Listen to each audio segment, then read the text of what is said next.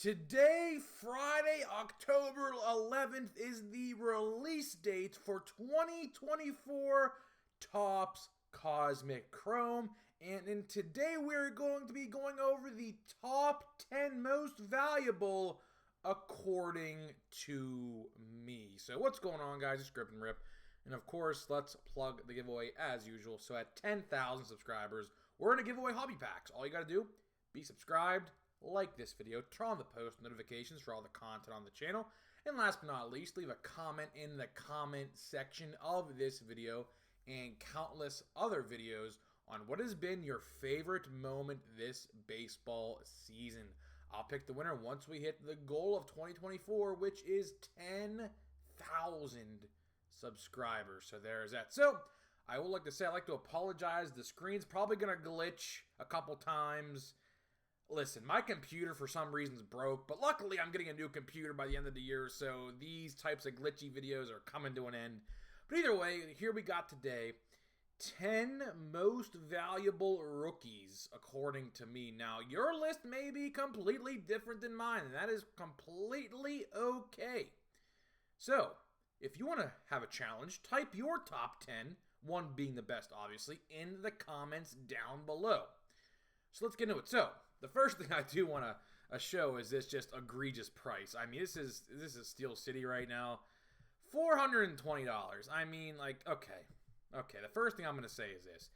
80 cards, okay? 20 times 4 is 80, okay? 1 Nebula Refractor parallel and 2 additional base parallels. Okay, dandy. Where are the autographs? They should be a guarantee. I mean, honestly, if you're paying $400 for this, I mean, and I said it in yesterday's video, and I'll say it again, singles are key for this product. And I'll leave it at that.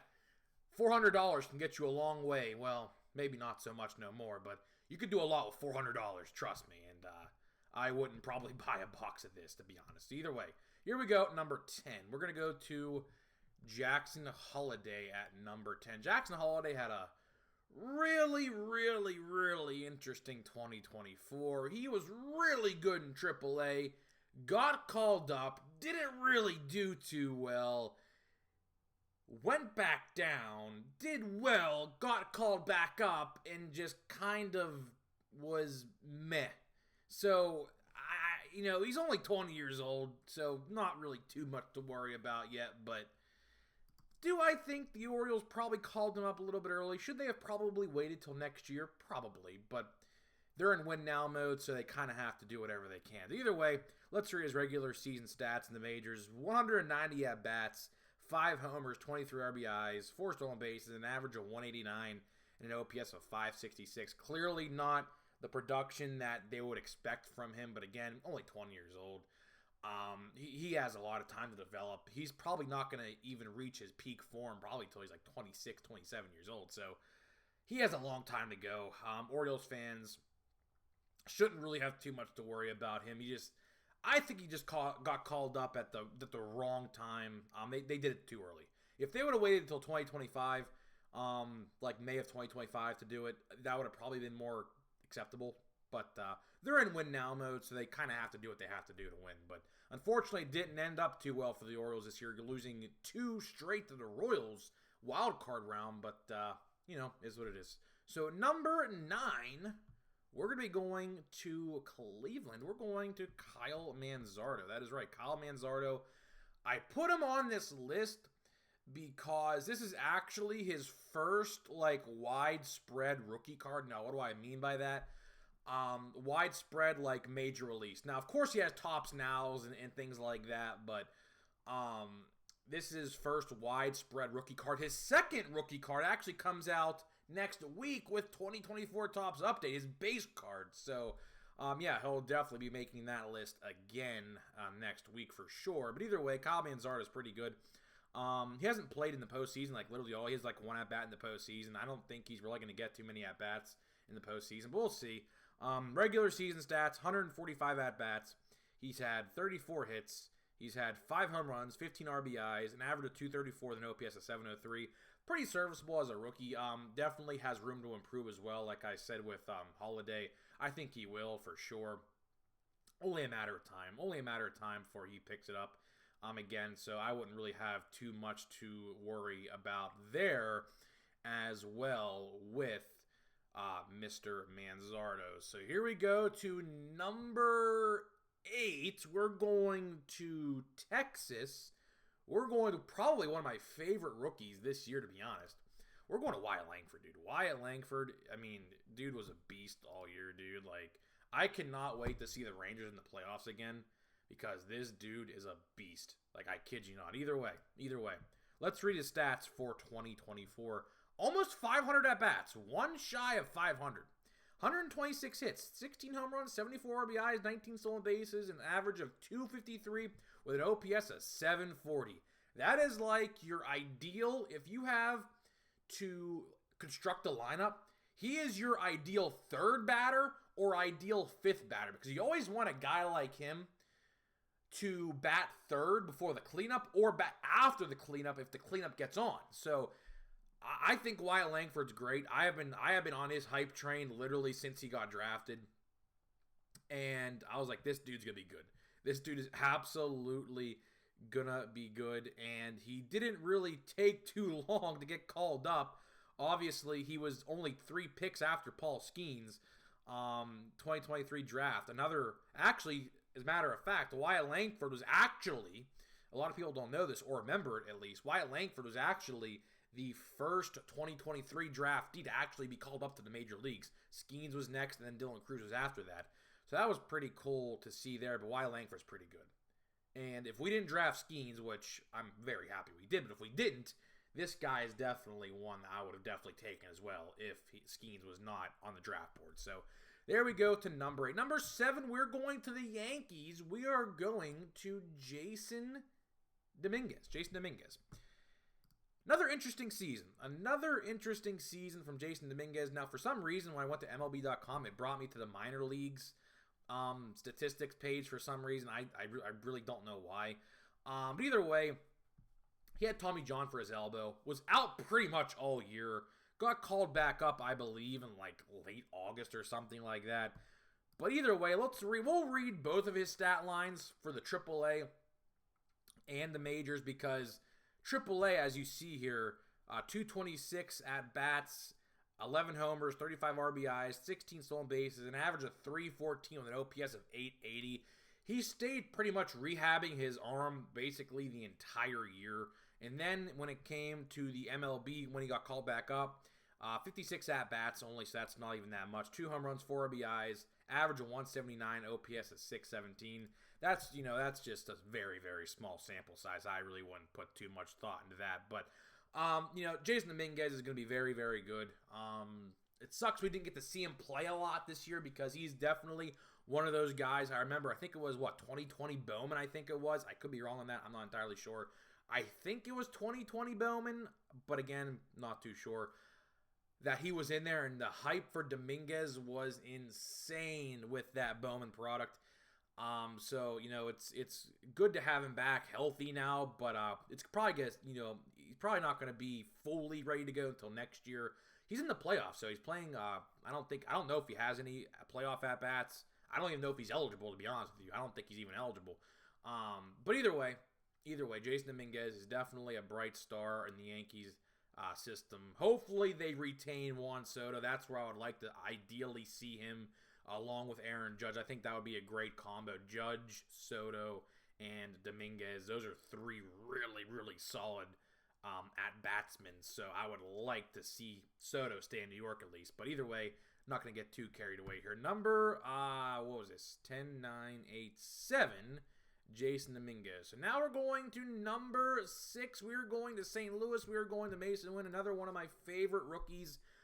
But of course, in the National League Central. So I couldn't root for him too much, but I rooted for him nonetheless. Definitely one of my favorite rookies in 2024 for sure. Had a very, very good season. Had 587 at-bats. He almost had 600 at-bats. That's actually insane. 157 hits, 15 home runs, 57 RBIs, 11 stolen bases, an average of 267, and an OPS of 730. Very, very good. what else can I say? The Cardinals are kind of in a rough spot because, as you see, my face cam is blocking him, but Goldschmidt is most likely not going to be coming back for the Cardinals. So it's going to be pretty interesting to see what happens with them. I don't know because, their pitching staff was pretty much all in one-year deals. Nolan Arenado, I think 2025 is his last year on contract. So Mason Wynn, realistically, and Jordan Walker, I don't want to say he's a bust yet because he's still too young to determine that. But Jordan Walker really didn't have a great year as well. So Mason Wynn realistically might be the new face of the Cardinals organization, which is pretty insane to think. But because they've had so many great players like Yachty, Wainwright, Pujols, just to name three right there. Wainwright, or Arenado, Goldschmidt, but Mason Wynn, I think, is going to take that mantle pretty soon. So pretty cool to see him do well, but don't like the Cardinals too much. Don't tell anybody. Obviously I'm a Pirates fan. You see a Pirates flag right in the background here. So either way, number 6. Number 5, I think. 5, 4, 3, 2. Yeah, 5. We're going back to New York. We're going to Austin Wells. Now, a lot of you guys might not know this, but what if I told you he is in contention for Rookie of the Year? Pretty insane to think that, because you look at the NL side of rookies, which we're obviously going to get there in just a minute, but you look at the AL side on the Rookie of the Year stuff, like, it's really, really weak. It's either between him or Luis Gil, who's already had a rookie card in 2022. So Austin Wells or his Yankee teammate pitcher, are probably going to win Rookie of the Year. They're both 1 and 2 odds-on favorite to win. So let's look at his stats. He's a catcher, so keep this in mind. 354 at-bats, 13 home runs, 55 RBIs, 1 stolen base, which is, pretty common for a catcher. You typically see them with none. Average of 229 with an OPS of 717. Pretty solid for a catcher. You really cannot complain when it comes to a catcher. If that's the production a catcher is going to give you, that's really, really solid in today's game, because for whatever reason, a lot of catchers nowadays are more defensive, not offensive. So to get some production, although really not stellar, it's 229, but a lot of catchers today bat around 200. So pretty good to see that, and it's pretty crazy to think that he's probably going to win Rookie of the Year for the American League, considering how stacked, and we're going to talk about it, of course, for the last part of this video. The NL side is absolutely stacked, and the AL was really not. So pretty cool there to see Austin Wells, who probably wouldn't have won it any other year, but if he does win it, there's that. So number 4, we are going to Cincinnati. We are going to everyone's favorite rookie since Series 1, Ellie De La Cruz. Of course, Ellie De La Cruz has been in every single Topps product this year, and I think he's been on every single list this year for 2024. Obviously, dude is literally just, I don't even know, is he even human? I don't even know if he's even human, to be honest. 618 at-bats, 25 home runs, 76 RBIs, 259 average, an OPS of 810, and of course, stolen bases. Where are they at? 67 stolen bases. So, if this dude gets on, he runs. So, the Pirates learned that fine and well this year, I can tell you that. But either way, Reds, pretty interesting situation. Pretty interesting situation going on with the Reds. They're rebuilding, but at the same time, all of their guys are pretty much up at this point. So, going to be interesting to see what happens with, of course, the new addition of Terry Francona now being the manager of the Cincinnati Reds. So, number 4 is Ellie De La Cruz. Number 3 on this list, we are going to another NL Central team. We are going to Jackson Triio. It's going to be very National League now from this point on. Again, Jackson Triio, one of the fan favorites of 2024. Gonna finish top 3 in Rookie of the Year for sure. Now, is he gonna win it? Probably not. He probably has literally a 1% chance, if that, to win Rookie of the Year. But either way, let's check his stats here real quick.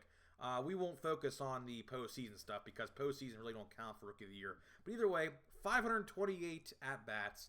He has had 145 hits, 21 home runs, 79 RBIs, an average of 275 with an OPS of 791, almost 800 OPS. Very, very good for only being 20 years old. And of course, they extended him before we even saw a pitch in the major league. So that just shows you how the Brewers look at him as a long-term plan. So I think it's going to work out well for him. He's really, really good. So there is that at number 3. Number 2, we are going to Jackson Merrill. Now, here is where the debate is going to start in the comments. I can tell you. Jackson Merrill, I will say, any other year, Jackson Merrill would have won Rookie of the Year. Let's check out his stats. Regular season, of course. 554 at-bats, 162 hits, home runs 24, 90 RBIs, average 292 with an 826 OPS.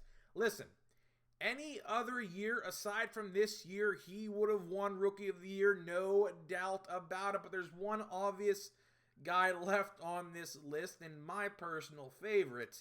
And it's a shame for Jackson that he obviously, any other year he would have won Rookie of the Year. Any other year.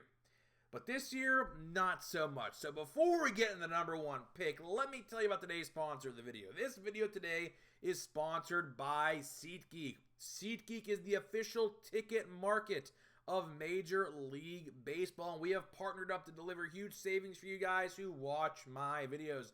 So click the link down below, download the app today, use my promo code GRIPANDRIP.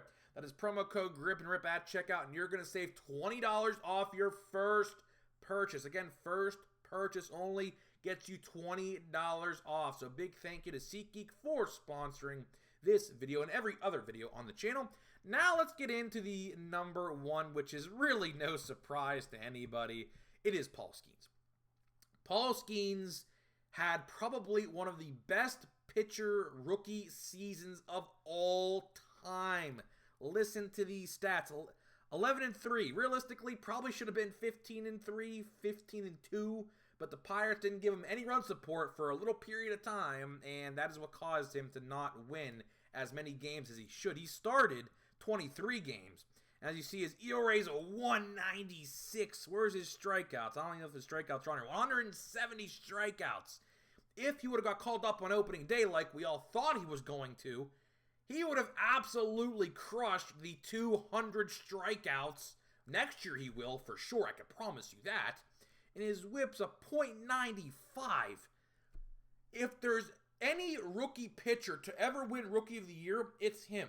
And if he doesn't win Rookie of the Year, you are telling everyone who plays and watches baseball that there can never be another Rookie of the Year pitcher if he doesn't win it. Those stats are insane, and you look at Jacob deGrom's rookie season, he had a better year than Jacob deGrom in his rookie season. Fun fact, look up his stats. So either way, that is it for my top 10 most valuable list. Hopefully you guys enjoyed this video. Let me know down in the comments what you agree with, what you don't agree with. Type your top 10 list in the comments down below, and I'll see you guys in the next one. Peace.